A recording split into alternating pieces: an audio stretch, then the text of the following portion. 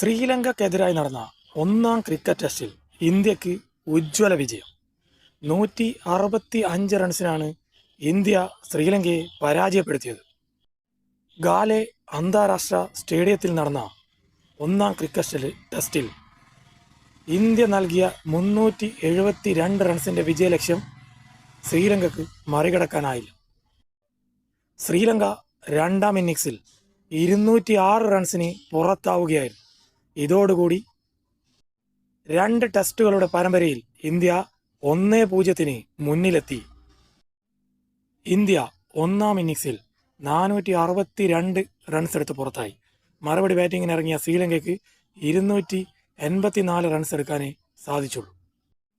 India രണ്ടാം ഇന്നിങ്സിൽ 193 runs എടുത്ത് പുറത്തായി. മറുപടി ബാറ്റിംഗ് തുടങ്ങിയ ശ്രീലങ്ക രണ്ടാം ഇന്നിങ്സിൽ 206 റൺസിന് എല്ലാവരും പുറത്താവുകയായിരുന്നു. ദേവദത്ത് പടിക്കൽ ഒന്നാം ഇന്നിങ്സിൽ 167 റൺസും രണ്ടാം ഇന്നിങ്സിൽ 44 റൺസും എടുത്തു.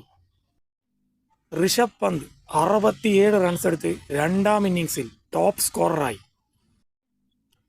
രാഹുൽ 82 റൺസ് ഒന്നാം ഇന്നിങ്സിൽ അദ്ദേഹത്തിൻ്റെ ബാറ്റിൽ നിന്ന് പിറന്നു.